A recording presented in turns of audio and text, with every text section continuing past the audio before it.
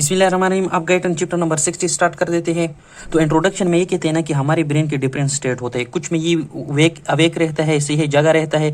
कुछ में ये स्लीपिंग स्टेट में रहता है। कुछ में इसकी ब्रेन की हाइपर एक्साइटेबिलिटी हो जाती है, मतलब ये ज़्यादातर एक्साइट होता है। कुछ में इसकी मूड स्विंग्स आ जाते हैं, जिस तरह कि बंदा डिप्रेशन में चला जाता है या उसको डराव पड़ जाते हैं, मतलब डरता है। अब ये जितनी भी स्टेट होते हैं, यहाँ पर डिफरेंट सर्किट होते हैं हमारे ब्रेन में, जो कि या एक्टिवेटिंग होते हैं या इनहिबिटिंग होते हैं, उनकी वजह से होती है। अब यहाँ पर ये क्या करते हैं, स्लीप की एक्टिविटी डिस्कस करते हैं। तो पहले ये कहते हैं कि स्लीप वही फॉर्म है हमारे ब्रेन की स्टेट का जहाँ पर ब्रेन अनकॉन्शियस पड़ जाते हैं, मतलब ये कि बेहोश के पाम में रहते हैं। लेकिन कोमा में भी इस तरह अनकॉन्शियस रहते हैं। लेकिन स्लीप में क्या होता है कि जब कोई सेंसरी स्टिमुलाई आ जाए या वो कोई टच करे या उसे कोई पेन फील हो जाए, बाइट वगैरह हो जाए, या कोई बहुत चीख है, उसके इर्द गिर्द कोई ऐसा एक्सट्रीम लाउड साउंड हो, उसकी वजह से क्या हो जाता है कि उसका स्लीपिंग का कॉन्शियस स्टेट में कन्वर्ट हो जाते हैं। लेकिन कोमा की जो अनकॉन्शियस स्टेट होते हैं वो इस तरह स्टेट होता है कि बंदा वापस अपने होश की स्टेट में नहीं आ सकता, चाहे उसको सेंसरी स्टिमुलाई देते या मोटर स्टिमुलाई देते। सही हो गया। फिर आगे ये कहते हैं ना कि अब हमारे ब्रेन की डिफरेंट एक्टिविटी होती है। इस एरो से शो करता है कि जब ब्रेन की एक्टिविटी कितनी हाई होती है। जब अवेक होते हैं ये सबसे हाई होती है, लेकिन इसमें एक स्टेट आती है जिसको बोलते हैं रैम, मतलब रेस्टिंग आई मूवमेंट। ये भी स्लीप का एक फॉर्म है, लेकिन ये कितना होता है, नजदीक होता है ऑलमोस्ट हमारे अवेकिंग फॉर्म को। दूसरा फिर स्लीपिंग की स्टेज 1 आता है, स्टेज 2 आता है, स्टेज 3 और स्टेज 4। स्टेज 4 में ब्रेन की एक्टिविटी बहुत कम हो जाती है और इस स्टेज को क्या है, डीप स्लीप कहते हैं, जो कि हम आगे पढ़ेंगे। अब फिर आ जाते हैं रैपिड आई मूवमेंट। इसको मैं क्या कहता हूँ कि यहाँ पर भी हमारे ब्रेन क्या है, ये जो यहाँ पर पड़ा कि ऑलमोस्ट ये नजदीक होता है हमारे वेक कंडीशन पूरा, मतलब ये कि बंदा सो रहा होता है लेकिन उसे वेक होता है। हमारी जितनी भी स्लीप होते हैं उसके 25% जो होते हैं रैपिड आई मूवमेंट होते हैं। इसको रैपिड आई मूवमेंट किस लिए कहते हैं कि हमारे आईलिड तो क्लोज होते हैं, लेकिन हमारे आईबाल उस क्लोज आईलिड की अंदर क्या करता है, टू एंड फ्रो मोशन करता है। सही है। इसके अलावा रेयर बॉडी मूवमेंट्स भी होते हैं, लेकिन बहुत कम बॉडी मूवमेंट्स होते हैं। अब एक और बात की, यहाँ पर ब्रेन तो एक्टिव रहता है, स्ट्रांग रहता है, लेकिन फ्रीक्वेंसी जो होती है वो कम होती है। अब एक होता है नॉन रेम स्लीप, इसको डीप स्लीप भी कहते हैं या इसको स्लो वेव स्लीप भी कहते हैं। सही है। ये जो होता है, ये हमारा जो डीप नींद होता है ना, हम गहरी नींद में सो रहे थे वो होता है, लेकिन ये 75% बनाते हैं। लेकिन इसकी बीच के अंदर क्या होता है, कुछ टाइम ऐसा आता है जहां पर ये कन्वर्ट हो जाते हैं रैपिड आई मूवमेंट को। सही है। जिस तरह आप लोगों ने देखा होगा कि जब आप सो रहे होते हैं तो कुछ टाइम ऐसा आते हैं उसमें आप नींद देख लेते हैं, फिर बाद में आप वापस सोए रहे होते हैं, लेकिन उसी टाइम में जिसमें आप ड्रीम कर रहे होते हैं वो क्या होते हैं, वो रैपिड आई मूवमेंट स्लीप होता है। अब आगे इस दोनों को कंपैरिजन में पढ़ते हैं। यहाँ पर क्या हो गया कि यहाँ पर आईबाल की मूवमेंट हो गया, बॉडी की भी रेयर मूवमेंट होती है, यहाँ पर नो सच मूवमेंट होते हैं। यहाँ पर क्या क्या होता है कि वो बंदा बहुत डिफिकल्ट होता है कि उसको हम सेंसरी स्टिमुलाई के साथ अवेक करें जब वो रैपिड आई मूवमेंट की दौरान में हो। सही है। लेकिन जहाँ पर ये डीप स्लीप में रहते हैं वहां पर ये क्या होता है, बहुत आसानी से हम जगा सकता है बंदे को। इसके अलावा ये जो एपिसोड होते हैं जितने टाइम के लिए, ये जो रेम स्लीप होता है ये 5 to 30 मिनट्स के लिए होता है, और उसके बाद बंदा जो होते हैं 90 मिनट्स के लिए डीप स्लीप में चला जाता है, और 90 मिनट के बाद अगेन ये एपिसोड आ जाते हैं फॉर 5 to 30 मिनट्स। जबकि जो डीप स्लीप होते हैं, हम जो 6 to 8 आवर नॉर्मल स्लीप करते हैं वही स्लीप है। यहाँ पर क्या होता है कि स्ट्रॉन्ग इनहिबिशन हो जाती है हमारे स्पाइनल कॉर्ड के एरिया को, और स्पाइनल कॉर्ड की वो एरिया को जो जाती है हमारे मसल को कंट्रोल करते हैं। इसी वजह से क्या हो जाती है कि टोन डिक्रीज हो जाती है मसल में, लेकिन फिर भी रेयर बॉडी मूवमेंट होती है। यहाँ पर क्या होता है कि डिक्रीज टोन हो जाती है हमारे जो वास्कुलर मसल से, मतलब स्मूथ मसल्स होते हैं, वहां पर भी मूवमेंट बहुत ज्यादा डिक्रीज, टोन डिक्रीज होता है वहां पर।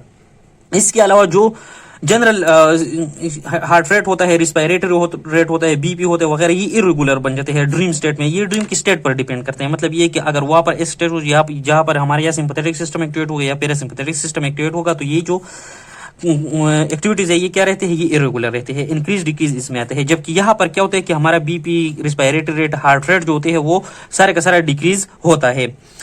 इसके अलावा यहाँ पर जो जेटी मोटिलेट होते हैं वो तो थोड़े इंक्रीज होते हैं, और हमारा डाइजेशन प्रोसेस जो होते हैं वो अच्छी तरह चल रहा होते हैं। इसके अलावा यहाँ पर जब हमने ब्रेन की वेव देखा ईईजी, सही है, इलेक्ट्रोएन्सेफेलोग्राम, तो वो ऑलमोस्ट क्या था, नजदीक था। जिस तरह अवेकनेस पुल में था ना, उसी तरह ऑलमोस्ट उसकी नजदीक था रैंप में भी। सही है।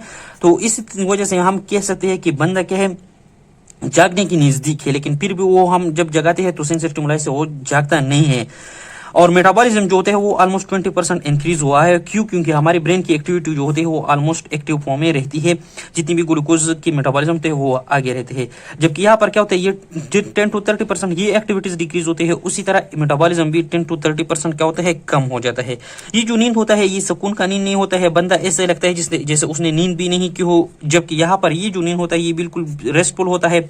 इस जगह में क्या होता है, बंदा ड्रीमिंग देखता है, यहाँ पर ये ड्रीम लीस होते हैं या नाइटमेयर होते हैं, डरावने ख्वाब आते हैं। लेकिन यहाँ पर क्या होता है कि कंसोलिडेशन नहीं होता, मतलब ये कि ये हमारी मेमोरी में नहीं जाता, जबकि ये जो ड्रीमिंग होते हैं हमारी मेमोरी में जाते हैं और बाद में हम इसको दूसरों को सुना सकते हैं। अब आ जाती है basic theories of the sleep. क्या होता था ना कि हमने जिस तरह पढ़ा था कि हमारे जो रेटिकुलर फॉर्मेशन में अपर एरिया था ना, पुंस के अपर रीजन में और मिड ब्रेन में, वहां पर क्या था, एक एक्साइटेटरी एरिया था जिसको बल्बो रेटिकुलर एक्साइटेटरी या फैसिलिटेटरी एरिया कहते थे। वो क्या करते थे, ऊपर की तरफ हमारा कॉर्टेक्स के डिफरेंट एरियाज को सिग्नल दे देते हैं और उसको अवेक रखते थे। सही है, ये एक मिथ था। फिर क्या हो गया कि हमने इसकी ही नीचे पर जो जहां पर पोन्स के हाफ होते हैं उसके नीचे हमने इसको कट किया, अगर ये जगह इंटैक्ट रहा। फिर हमने देखा कि वो बंदा जो होता है वो नींद में नहीं जाता, उसे इंसोम्निया हो जाता है। क्या होता था कि यहाँ पर ये जो एरिया होता है ना, फिर हम कहते हैं कि बंदा जब दिन के वक्त एक्टिविटीज कर लेता है तो ये जो एरिया के न्यूरॉन्स होते हैं ये तक जाती है, है फटीग इसमें आ जाते हैं और ये अपना फायरिंग कम कर देते हैं, तो बंदा स्लीप में चला जाता है। लेकिन जब हमने ये इस जगह को ट्रांसलेट किया तो वो बंदा जो था उसे इंसोम्निया हो गया और वो बिल्कुल भी नींद में नहीं जाता था। हमें ऐसा पता लगा कि इस ट्रांजिशन के नीचे जो है ना कुछ एरिया ऐसे है जो कि इस एरिया पर या इनहिबिशन काज करते हैं, या हमारी जो सेरेब्रल कॉर्टेक्स है उस एरिया पर इनहिबिशन काज करते हैं। फिर उन एरिया में क्या होता है, सबसे पहले आते हैं रेफी न्यूक्लियाई। ये हमारे जो लोअर पुंस होते हैं और मेडोला होते हैं उसकी मिड लाइन पर कुछ न्यूक्लियाई होते हैं। ये रेटिकुलर फॉर्मेशन से पास होकर जाती है कहाँ पर, थैलेमस पर, हाइपोथैलेमस की एरिया को जाती है, लिम्बिक सिस्टम की एरिया जो को जाती है, न्यू कॉर्टेक्स को, और नीचे स्पाइनल कॉर्ड को भी आती है। स्पाइनल कॉर्ड के उस एरिया को पोस्टीरियर हार्न में जहां पर पेन आता है वहां पर ये क्या करते हैं, सेरोटोनिन के ट्रांसमीटर रिलीज करते हैं, जबकि स्पाइनल कॉर्ड में ये एनकाफिलिन रिलीज करता है, ये मेंशन नहीं किया है। तो यहाँ पर ये पेन की सेंसेशन इनहिबिट करते हैं, मतलब हमें पेन फील नहीं होता है जब हम सो रहे होते हैं। और इसके अलावा इन एरिया को ये सेरोटोनिन के जरिए इनहिबिट कर देते हैं और बंदा जाती है कहाँ पर, नींद में चला जाती है। इसके अलावा यहाँ पर क्या होता है, हमारे जो मेडुला और पुंस, लोअर ऑफ द पुंस होते हैं, यहाँ पर एक न्यूक्लियस होते हैं जिसको बोलते हैं nucleus of tractus solitarius. Vagus और ग्लोसोपेरेंजियल नर्व के जरिए इस न्यूक्लियस को सेंसेशन आता है। तो जब इस न्यूक्लियस ऑफ ट्रैक्टस सॉलिटेरियस की हमने स्टिमुलेशन की, इसने भी क्या किया, स्लीप काज की। तो इसका मतलब ये है कि न्यूक्लियस रेफी और न्यूक्लियस ऑफ ट्रैक्टस सॉलिटेरियस क्या करता है, स्लीप काज करते हैं। इसके अलावा जो रोस्टल हाइपोथैलेमस होते हैं, इंटीरियर एंड होते हैं, खासकर जो अब तक की एस्मेटिक की नजदीक वाले जो एरिया होता है उसकी स्टिमुलेशन, और हमारे जो थैलेमस होता है उसकी कुछ न्यूक्लियाई क्या करती है, वो भी इस एक्टिवेशन क्या करते हैं, यहाँ पर कुछ एरिया को इनहिबिट करके नींद काज कर देते हैं। सही हो गया। अब ये जो एरियाज है जब ये डैमेज हो जाए फिर क्या होता है कि वो बंदा जो होते हैं उस इन सब एरिया क्या करते हैं, एक्चुअली ये इनहिबिट करते हैं ये एक्साइटेटरी एरिया को, फर्दर ये यहाँ पर इनहिबिशन हो जाती है। फिर जब इन जगह को क्या हो जाए, लीजन हो जैसी है, फिर क्या होता है कि यहाँ पर इस जगह के इनहिबिटरी पावर नहीं आएगा इस जगह को, तो ये हमारे कार्टेक्स को अवेक रखेगा, या ये जितनी भी एरियाज को जाती थी ये जगह भी इनहिबिट नहीं होंगे, तो हमारे ब्रेन जो है अवेक रहेगा और बंदा भी इस तरह स्लीप में नहीं जाएगा, अवेक रहेगा। तो इन ज्यादा वेकफुलनेस की वजह से क्या हो जाता है कि वो बंदा इतना थक जाता है, या एनिमल्स हो जो कुछ भी हो, इंटेंस वेकफुलनेस की वजह से कि वो मर जाता है। अब इन्होंने क्या किया कि एक ऐसा एनिमल जो बहुत ज्यादा देर तक क्या था, जागा रहा, उनकी ब्लड से, यूरिन से, और जो सेरेब्रोस्पाइनल फ्लूइड है उनके वेंट्रिकुलर सिस्टम में, वहां पर एक सब्सटेंस अक्युमुलेट हुई जिसको बोलते हैं मोरामाइल पेप्टाइड। सही है। जब इस सब्सटेंस को इन्होंने एक्सट्रैक्ट किया और फिर उसकी तल वेंट्रिकल में इसको इंजेक्ट किया, तो ये जो एनिमल था ये क्या कि ये स्लीप में चला गया कुछ हॉर्स के लिए।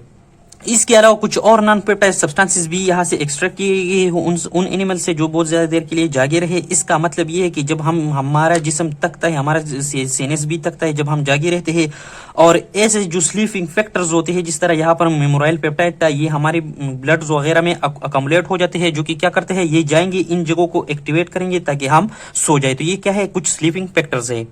अब आगे ये कहते हैं ना कि जिस तरह हम स्लो डीप स्लीप में रहते हैं और उसके अंदर एपिसोड्स आ जाते हैं आफ्टर 9 मिनट्स रेम स्लीप की, ये क्यों आती है? जनरली यहाँ पर क्या था, सेरोटोनिन जाता था और इस बंदे को डीप स्लीप देता था।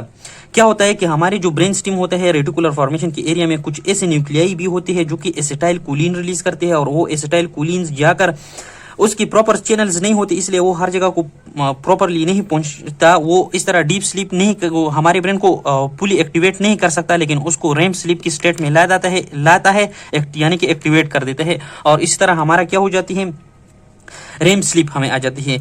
बुक में ये कहते हैं ना कि हमने एसिटाइल कोलिन की जैसा कोई ड्रग बना लिया जिस तरह वो मैकेनिज्म पर काम करता है, उसी तरह ड्रग्स जब उसको इंजेक्ट किया तो वो रेम स्लीप की एक्टिविटी को इंक्रीज करता था। इसलिए ये कहते हैं ना कि यहाँ पर कुछ रेटिकुलर फॉर्मेशन में कुछ ऐसे न्यूक्लियाई है जो कि एसिटाइल कोलिन को रिलीज करके रेम स्लीप काज करता है ड्यूरिंग द डीप स्लीप।